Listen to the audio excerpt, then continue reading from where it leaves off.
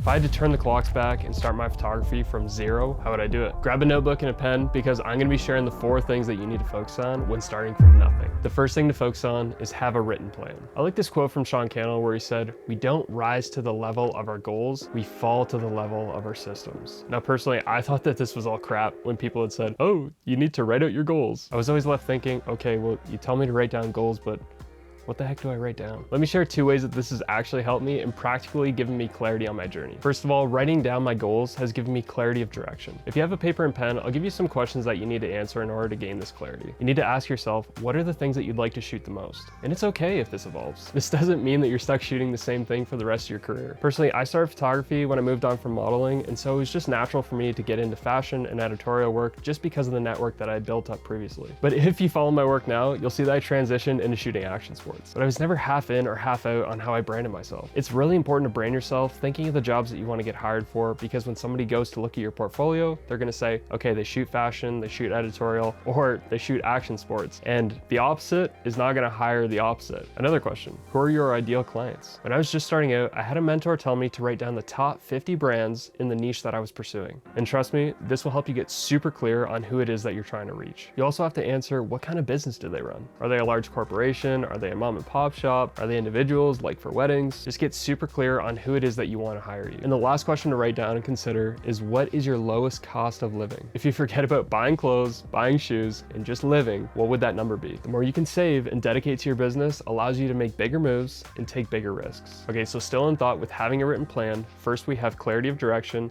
and second, we have affirmation of the journey. When starting the creative journey, it's extremely hard to just all of a sudden claim that now you're a photographer, you're a videographer, you're an artist, without feeling some sort of imposter syndrome. It was awesome at the start of my career when family and friends would get the word out about what I was doing and make those connections, but eventually those connections stopped coming from family and friends, and it was time for me to hustle and grind. But honestly, I was so afraid of failing and being rejected that I just didn't do the work. I was honestly just so afraid that somebody would call me out for being a beginner, but this is where writing things out becomes valuable. You now claim that you're a photographer, and these are the goals in which I have set to achieve. As creatives, it's easy to enter into our career path with limiting beliefs, and the one person that helped me conquer a lot of my limiting beliefs was Chris Do. I'm gonna drop a video below from Chris where he talks about limiting beliefs, and if you're anything like me, I think it would really help you overcome those. So having these goals physically written out will cement in your mind that yes, I am starting the creative journey, and yes, this will be the solo income for my living. So the second thing I would do if I was starting from zero is I would start shooting spec work. So a spec ad is a non-paid advertisement in which you're showcasing your skills or talents to a specific brand or agency. Now I know we've all heard, never do work for free, and trust me, I'm a huge advocate of that, but I believe that spec work is different. The beautiful thing about spec work is it allows you to practice your craft, network, grow connections, and build your portfolio to attract the clients that you're looking for. For a while, I was just spinning my wheels trying to figure out how I could get hired for the things I actually wanted to shoot. But I had no proof or evidence that I could actually shoot those things. Unless you're showing your skills or talents, you saying that you're capable of getting a job done means absolutely nothing. Now, after going out and shooting a variety of spec ads, it can become very tempting to post them all on your website, but I would recommend posting a minimum of 3 and a maximum of 4. This gives the client a really good example of what you're capable of in your shooting style. And this leads me to the third thing that I would do is I would build a website to share my portfolio. Okay, let's get this myth out of the way. Instagram is not your portfolio. It can be a great place to share your creative or artistic perspective, but it should not be where clients go to look at your body of work. Okay, so with that out of the way,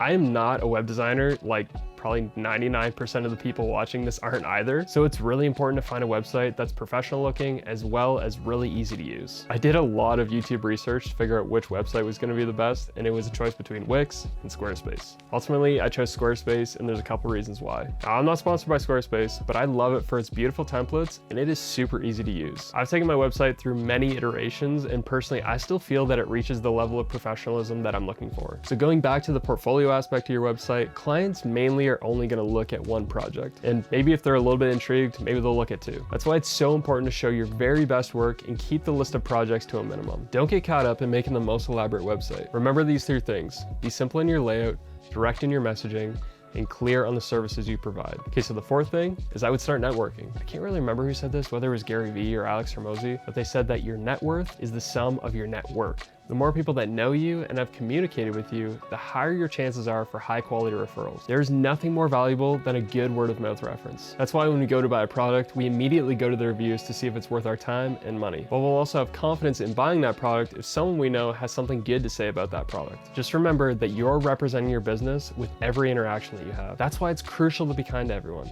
Everyone deserves respect. People want to work with someone who has two character traits. First, they're trustworthy, and second, they're easygoing. Okay, but what are some practical ways to start networking? There's two ways to network: online and in person. Online, you can network through social media channels like my favorite, Instagram. You could reach out to other creatives, ask if they'd want to work on a spec project with you. But I know sometimes it's hard to get a response from people when you're just starting out, so instead of asking for something, provide something. If you can provide value to that person, it gives them more reason to respond. Maybe you could say, hey, if you got a project coming up, I would be more than happy to come shoot behind the scenes for your project. This provides a ton of value for them, and it shows them that you're willing to work hard. Personally, a big one for me has just been commenting and interacting with companies, brands, talent agencies, or high-level creatives. Just doing that alone has opened so many doors for me. And the second way to practically network in person would be to collaborate with different talent on spec ads. Most times, if you do good work, they're going to share those images on their social pages. This then opens you up to their network. Also, sometimes in the day, you'll have opportunity to share what it is that you do and provide a soft ask. Would you know of anyone who might be looking for something like this? It's a soft ask because they can do it if they want without feeling any pressure. Another way to network in person is going to trade shows or conventions. It's all about being where the people are that you're looking to serve. Now, you'll notice that I haven't mentioned anything about cameras or lenses. That's because I believe that if you want photography to be your full-time career, you need to do these basic things first in order to grow your business. Cameras are only tools. They don't grow your business. But if you've already started implementing these steps and are looking for the best gear to use, I think you'll like this video where I talk about the best gear for action sports photographers. If you got value from this video, be sure to subscribe.